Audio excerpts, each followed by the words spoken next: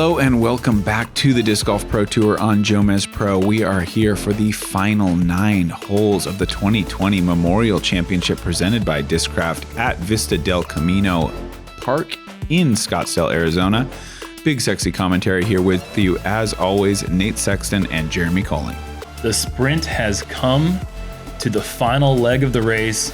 We've got 3 players really realistically still in it. Drew Gibson trailing Calvin and Eagle by 2 strokes. He's still in it, but Calvin Heimburg and Eagle, they've been leading the charge the whole way through, putting incredibly well. And Calvin with a 5 birdie streak coming into this back 9. He is on fire. Let's see if he can continue that hot pace and put down a hot score in the back 9. If he does, he could become the champion. Eagle McMahon trying to become a 2-time champion, first time since I think Paul McBeth several years ago. And Calvin didn't really start that well on what most would consider the easiest section of the course, but really coming on strong here into the middle of the track. And we've got hole 10, par 4, all the way down, right finisher. So there's a new Mando. These guys might go with this is probably going to be a low backhand, just screamer turning over. And I think we'll see some forehands as well off this tee. This is Calvin's pretty beat up old Star Destroyer and not quite thrown as far as it was in round 3, but still up the fairway quite a ways. And he's going to be on the flat, which is a big advantage. I think staying on that flat side as opposed to the hill is a huge advantage on the approach. McBeth blasts him on way up the fairway. That's a nice shot.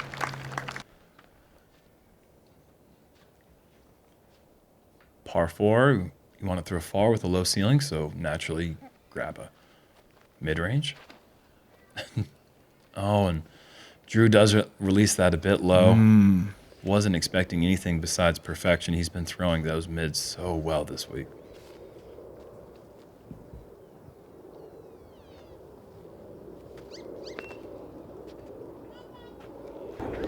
Eagle getting a ton of distance with his sidearm. PD2 up the hill.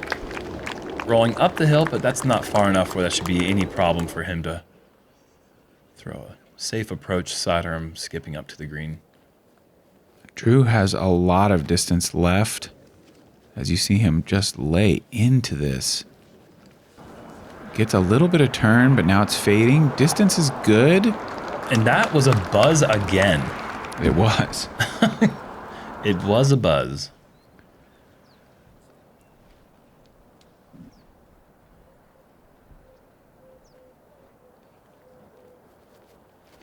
Calvin's probably about 250 feet to 270 left with the Firebird.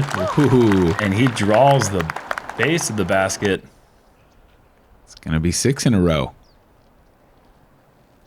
Paul far enough to go with the zone. And that just is going to check up just a bit long and scooch. It's about 25 to 28 feet.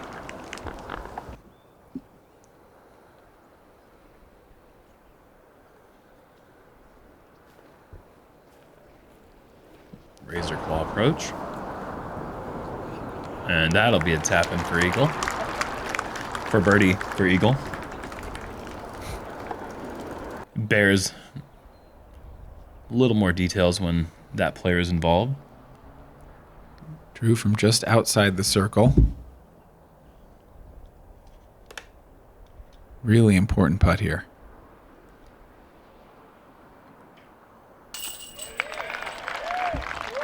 Well done. Cannot afford to go down 3 shots. Rewinding to the last hole in the front 9, Drew made a putt from just a bit shorter than this one. And after that tee shot, grounding it down with the mid-range, still gets up to the green in 2 and connects on the 40-foot putt. He's starting to catch fire again after that bogey on 8. Paul's in for the birdie. We're looking like a quick little donation to charity coming up here on hole 10.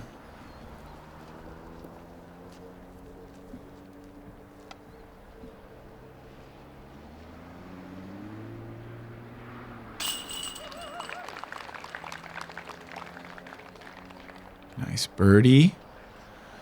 And just a simple tap in left for Calvin.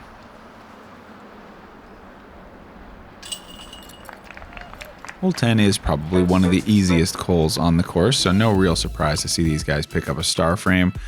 Hole 11, much tougher, especially because we've turned around and we're heading back towards Tournament Central into a little bit more of a headwind, perhaps here.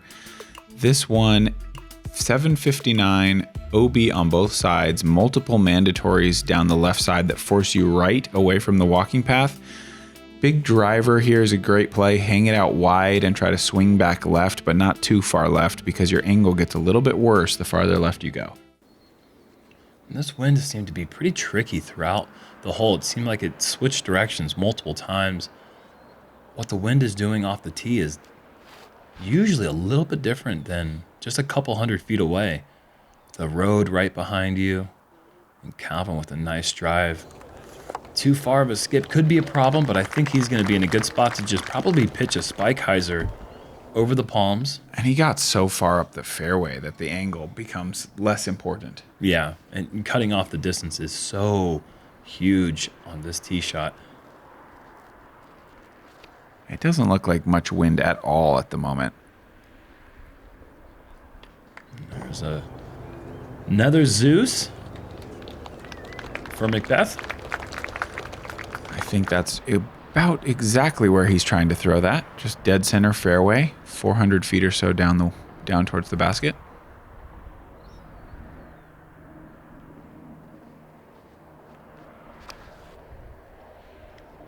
PD2 for Drew. That is very nice.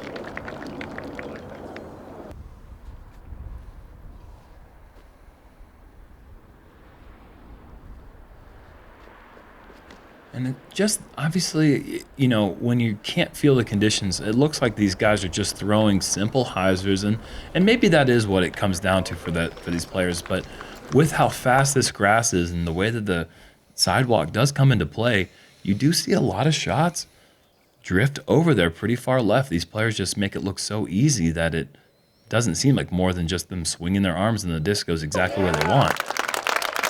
Speaking of, what a shot there. Towering spike hyzer over everything. And that was a PD. PD having quite a bit of stability, just a spike and knife down, only 10 feet away from the pin. Paul's got to go with a super technical line. You can see what we're talking about there. As you drift more left, the angle really gets pinched off. But he does that perfectly, getting low and snaking between those two trees to circle one. He seems to throw that crouch throw so accurately. It just seems so difficult. Just somebody in my proportions trying to imagine crouching while throwing. I just feel like I'm going to the hospital afterwards. Drew with the putter. Matching the angle of the hill, no skip, just a simple slide to 10 feet. And that is a testament to how good that drive was, that he just had that straight lane. You could see the difference between the difficulty in his shot and McBeth's. And Calvin also taking advantage of a huge drive. And he is just firing on all cylinders right now. And I promise you guys this hole's harder than the last one, but it's looking about the same. I doubt there were many star frames here. No, can't imagine there would be. Averaging just below par at 3.94. It's sixth most difficult hole on the day for the top 70 players in this field. Anything averaging around par for these guys in a relatively wide open scenario usually means there's some pretty difficulty, high level of difficulty attached to it, but really just seeming like child's play for this group. Big hyzer players and very accurate approach. 4 birdies. Here we are on hole 12, lengthened this year, par 3, 377 over the water and up that significant little grade where you've got the dam. So this plays even longer than the listed distance, and then you've got the elevated basket to deal with when you get to the other side. If you do go OB here and you never cross into that safe territory, you're going to a drop zone and you've still got at least 300 feet to the basket. Yeah, but that's commentary for the average players. I don't think we're going to see that come in for this card right here. The only thing would be if somebody threw it a little too low. Yeah. I think obviously they all have the power, but it's just going to be if there's a little wind or something happening where the disc kind of gets out of the hand a little early. That is just a fine, safe shot.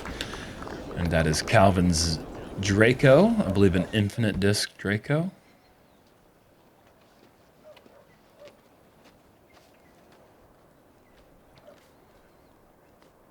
I believe McBeth is throwing the Undertaker. Just a nice 60% release. Just playing that super safe and maybe, no, not too safe, but that gallery is a bit too close for comfort. McBeth might not even have a look at the pin from all the way back there. Drew once again lining up the buzz. And this is looking so good. If this just checks up, yeah. Wow.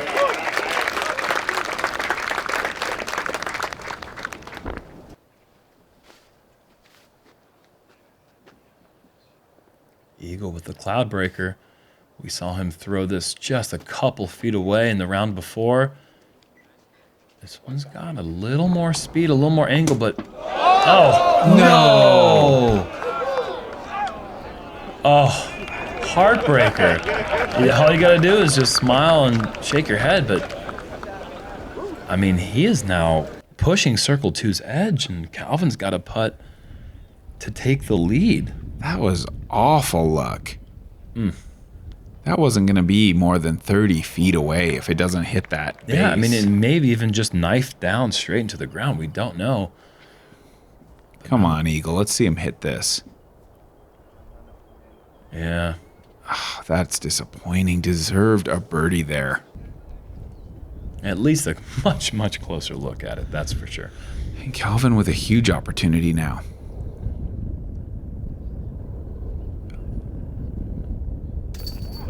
Oh my goodness, he is just on some kind of fire right now. 8 in a row and several putts outside the circle in that stretch. And these are the hardest holes on the course. And that wasn't like a putt that just crawled over the rim. That was heart on an elevated target with OB behind the pin. He is laying it all on the line right now, and it is just working.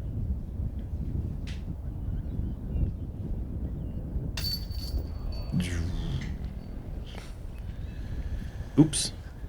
That's a droops right there is what that is. Haven't seen too many errors from him.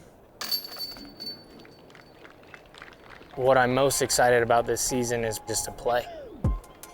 I was playing 40, 30 tournaments a year for 12 years, and then that came to a complete halt.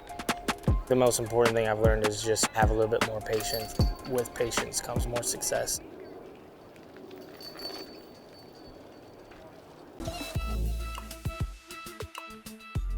Hole 13, par 3, 405. This one's got a tricky line where the drone is going right now, a very small and narrow window low. You also have the option with big power to go high hyzer over all the trees, but it brings in a lot of risk because if you catch one of those trees on the right side and take a bad kick or a roll, you're going to be straight in the water. Third hardest hole in the course, just so few good options.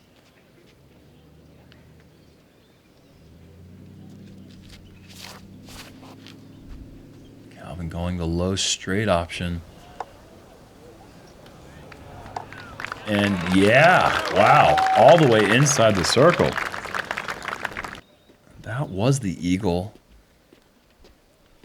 that Calvin threw. Paul's eyes are telling me he's going up over the top here. He's doing an onyx. Around the first tree. And that just had too much action. I like that play, though. Landing about 15 to 20 feet left of the pin, I think opens up that fairway for the hyzer the best way, but McBeth was looking for that to dig in, and it skipped and rolled to about 45 feet. And now he's got about as scary a putt as you will ever see. Drew with the BD2, maybe a bit wide. I think these backside trees are going to come into play, and they do. Does he stay in bounds? He is in bounds, but yeah, that's exactly why trying to come a little bit left of the basket opens up so much more of that fairway up high. Whoa, that is so high. And when we played this hole just a little before these groups here, we had the left to right crosswind. So as far left as that seemed out of his hand, the wind was kind of pushing it the whole time.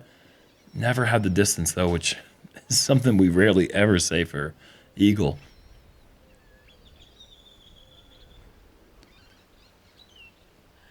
Drew, the ticker says 40. Great effort. Drew might be feeling this event slipping through his fingers with Calvin having another look inside the circle for birdie. Already 3 back.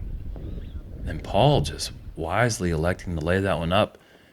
He's kind of thrown in the white flag. I think he's just playing for position and tour points. And Eagle also laying up. That gives Calvin an opportunity to open up a 2-stroke lead with only a few holes left to play. Oh, man. To birdie hole 9 and hole 13 in the same round and get all the other ones around. He's got 9 in a row right now. I didn't think we'd see that full green once we left Fountain Hills. Yeah, that is pretty impressive on Vista. This course always seems to get you at some place in the course. I mean, hole 9 is usually the one that does it. 2-shot lead for Calvin. And he was trailing by a couple, just seems like just a few holes ago, but this stretch has given him a little bit of lead to work with 2 par 4s left, and then we finish out on 3 par 3s. Hole 14, par 4, 655 with a couple of mandatories that force you to stay up the middle. Low turnover to flex is a great play here. I think that's what we're going to see from a lot of these guys. You could even play a position forehand if you want. It's not that long as par 4s go, so just staying in between the mandos, number one concern. Calvin plays the hyzer. This is swinging back, that last mando tree there in frame, and he's got to the good side of that, so he's going to have an unobstructed straight shot to the basket.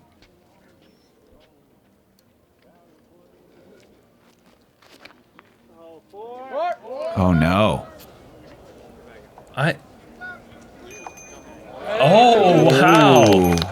A little acrobatics there from the gallery. I don't know how that goes across the path and back without hitting anyone. But Paul, I'm sure, is thankful for that. Drew going PD2, and this is really wide, but overstable. Look out. That's gotta skip more. Okay. That's He's in business now. Just fine.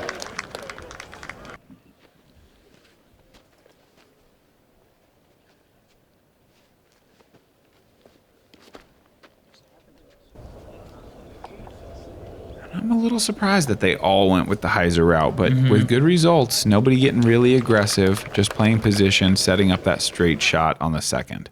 Would you think they'd throw the forehand off the tee or the turnover? I kind of thought the turnover. I thought Okay. we'd see somebody kind of try to push the distance up the middle.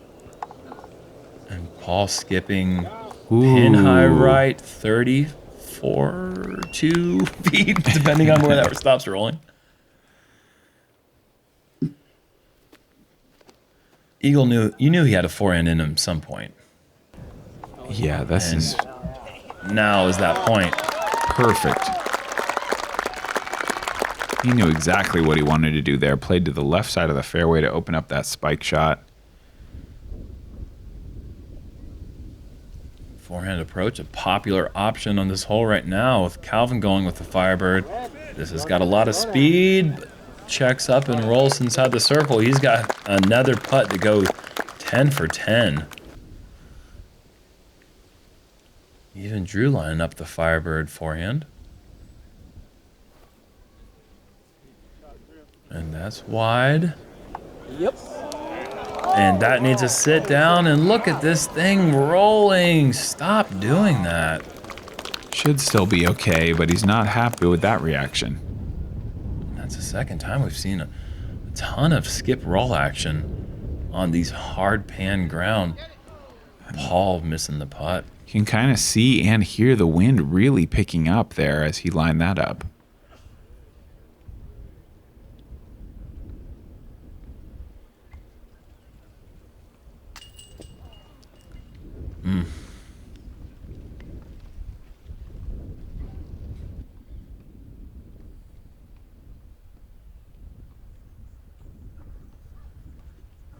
Calvin for birdie.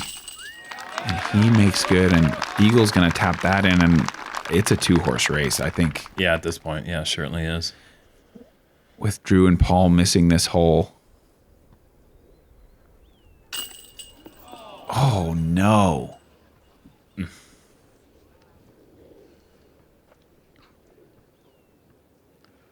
Drew, yeah.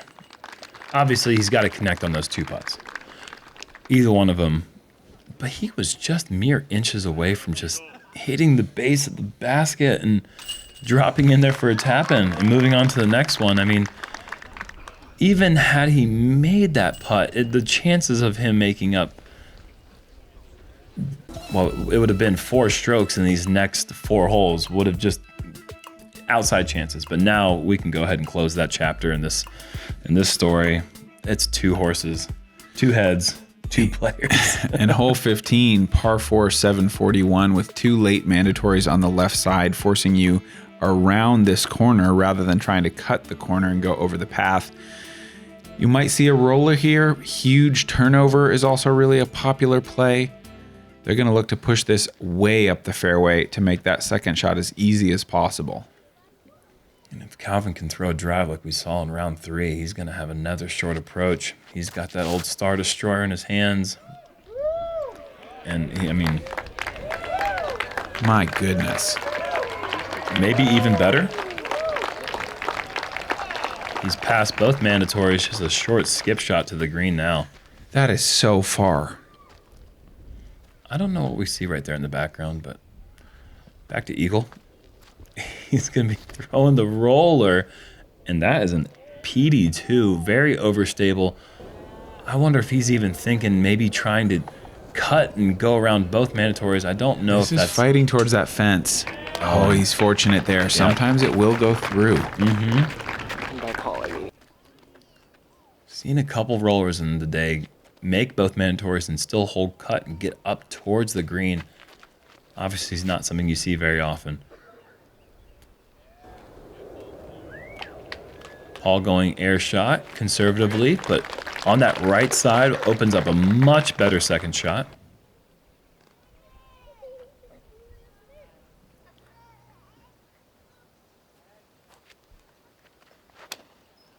And Drew unleashing just... Oh, this might cut roll. Oh, yeah. Not too much, but that's a bad angle now.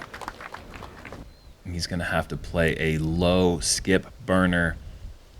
The thing is, this ground will allow a disc to really ride and get way off to the left. You just got to lay it down right. Oh, and he goes inside with the PD2. Fantastic. Oh, that is excellent. That is really trusting your line. That OB comes in so quick behind the pin. And Paul going zone, it looks like, as the wind is picking up. It's a bit short, but I think he's inside the circle.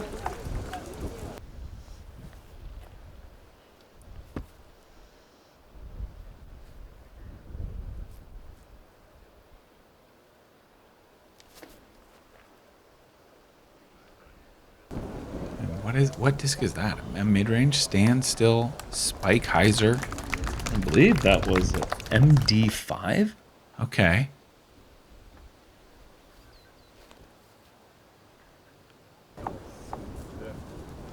I don't think I've ever seen someone so uninterested in getting pars as Calvin is right now.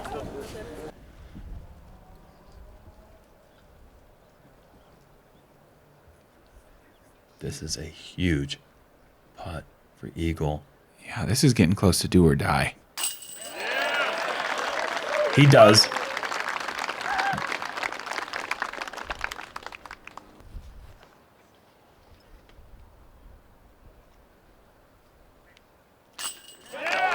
Paul does too.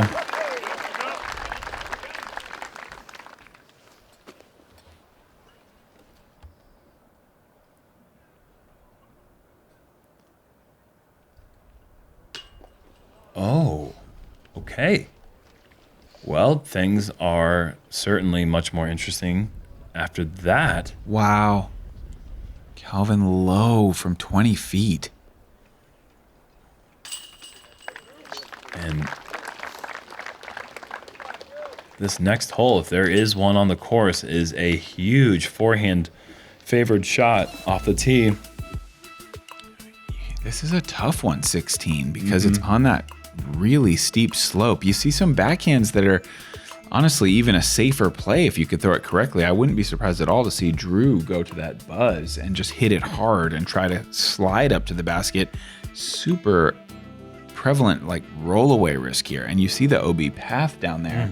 So common to see what looks to be a great drive just get up and slowly roll its way all the way down the hill. See who can stick it close. Eagle with a flex line. This tree is going to get in his way, I would think. Yeah, interesting play for Eagle. I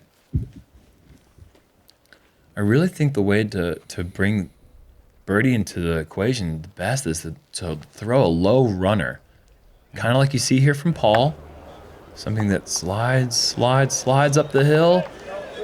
This could go OB.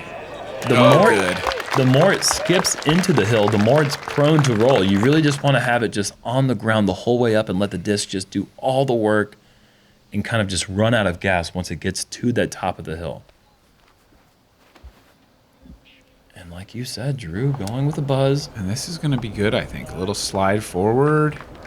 Yeah, it's not great. No, it's a scary putt from there. So the Eagle in trouble. Calvin could give himself that buffer stroke with a good birdie here. This is looking nice. Everybody's going to have tough putts. Yeah, and I don't think you can run that putt with one stroke up with 2.5 holes left. Unless Eagle makes it, I gotta think Calvin would lay that up.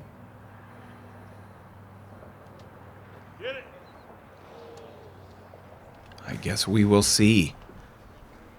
And hole 17 being the easiest hole in the course, you know you're going to step up and birdie 17. This doesn't really look like a guy who's about to lay up. It really doesn't. I'm surprised to see this.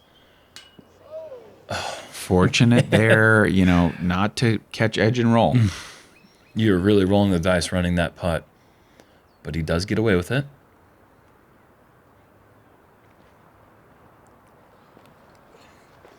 Drew a little off there from just outside the circle.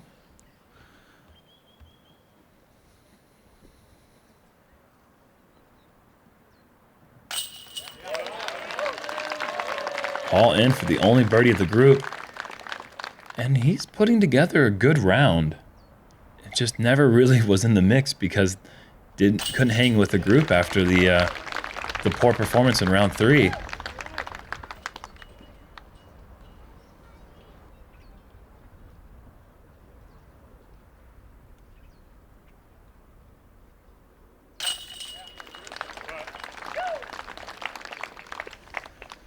Two to play.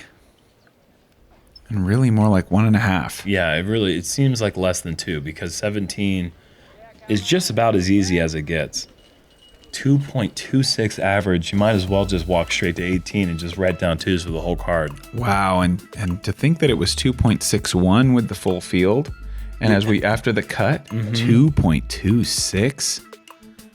That is a very, very low average. You see the elevated basket, the out of bounds line long, but there's not so much as a blade of grass on this hole really in your way. I mean, no trees, no bushes, no rocks. It's just throw it straight ahead. McBeth might be trying to go after a little bit of sports center action. This is going to be a bit to the right, just above the hole. Pretty fast putt from up there. Eagle looking like he's going to go with a standstill putter. And putting this close does put maybe a little bit of pressure on Calvin. As that slides up, that's pretty much a tap-in.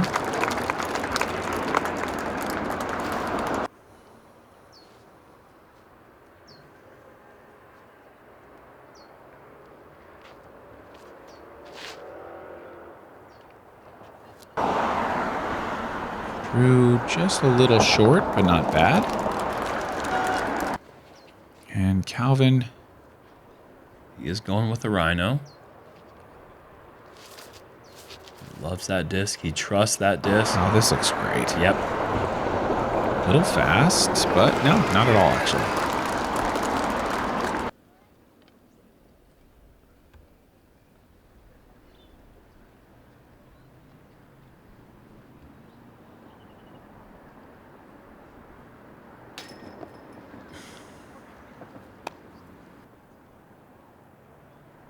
Just like that, Paul can tie things up with Drew for second place. Or third place, rather. And he does. It's a tough thing when you're competing for the win all week and then you've fallen off. You know, the dream is gone. And then to stay focused and buckle down and make those putts coming down the stretch. Yep. I think you can see that from Drew a little bit. Just a hard thing mentally. Eagle looking to avoid disaster here. Just get in the basket and move on to the 18th.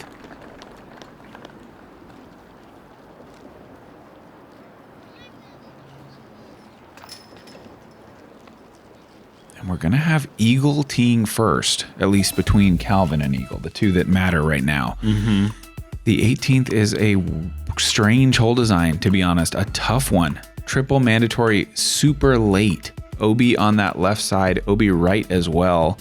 But really, it doesn't matter. You know, if you're far enough over to go OB, you've already made your mistake. You've got to stay right up the middle. See how aggressive Paul wants to be here. He probably has an idea of what's going on U-Disc. That'll dictate his play. And he's just laying up, and that's a bit surprising considering he went through the mandatory the day before. And look at that, running a little bit, but that should be fine. He's in bounds. And this is for the tournament. This has to be through the mandatory. It's just too easy to lay up to the opening. Must have it. Oh, this is so high. There's no way. And never even close to having a chance. I mean, and he's might not ever get that disc back. Not that that matters, but... Yeah. Wow. Surprising miscue there from Eagle as that just gets away from him. I think if I'm Calvin, I might be laying up regardless of what Eagle does. Yes. In no situation, if Eagle... Oh, goodness. That's not good. Is that... No, he has not missed the mandatory. They're giving them the green flag, but... He's going to have almost... He might just have to putt straight sideways. I don't know that he's got a workable play, but since Eagle has already missed, basically now it comes down to Eagle from 66 feet, the drop zone. It's something like that, yeah. So Eagle still has a chance. Does Drew miss the mandatory?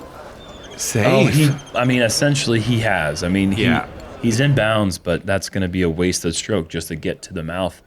Just like Calvin. Very similar. And McBeth now, with that, for solo third place, unless Drew can find some way to get up and down from an almost zero angle. Gonna go with the roller, but I think Calvin, he's cracked the door open again now with that poor drive. And no, that's not gonna work. That is the drop zone right there, though. You see that white paint. So that's where we're gonna see Eagle putt from. Calvin not able to do anything more than just put himself right there. So again, the tournament hangs in the balance. Can Eagle hit from about 66 feet here to force a playoff? Number one in circle 2 percentages. This is a little high. And not that it matters now. It doesn't matter at all. Eagle has gone in the water, and that essentially crowns you champion right there. Calvin Heimburg just a layup away from becoming the first Memorial champion of the 2020s. Drew is going to be off the mark, meaning he's going to drop down to 4th place. And just like that, Calvin will have a tap in to finish the tournament as your Memorial champion. Wow. What a performance and what a battle from Eagle. This one just for pride, and he hits it. 44 under for the event, averaging 11 under per round. Impressive stuff from the thin young bird. Drew Gibson what a breakout performance to start the season for the player. I mean, not that he needs to break out, but Yeah. a new bag can be a difficult adjustment for some players, and he's got a whole bunch of new discs in there, and he competed valiantly. And we might see, are we going to see a Calvin Heimburg smile here? I don't think that's possible. One of the rarest gifts. Nope. Almost. Yeah. Oh, there it Oh, is. yeah. Okay. Oh, yeah. And you love to see that. And the good camaraderie there. Eagle giving hugs. Paul appreciating the great champion. Memorial champion, Calvin Heimburg. Really impressive from Calvin. So solid. Let's go watch the ladies. And we tricked you. I knew the result the whole time I was there. Here we see those final scores. Calvin making bogey on the last hole, but that's all he needed. 46 under, will win it. 2020 Memorial Champion and the hot round on the day. We might as well have expected that from our lead card with all the way they've been playing all week. Congratulations to Calvin. Had a great time being back with the big man. Shout out to Vinyl Macula from Finland coming in here, getting a tie for 4th place. Yeah. Impressive performance from the player across the ocean. Thank you guys so much for tuning in. Make sure to head over to JomezPro.com to see our schedule, merchandise, some tasty picks. They've got everything up there. So get over to that website, see what you can see. And I guess that's about it for us. Ladies and gentlemen, Big Sexy, we out.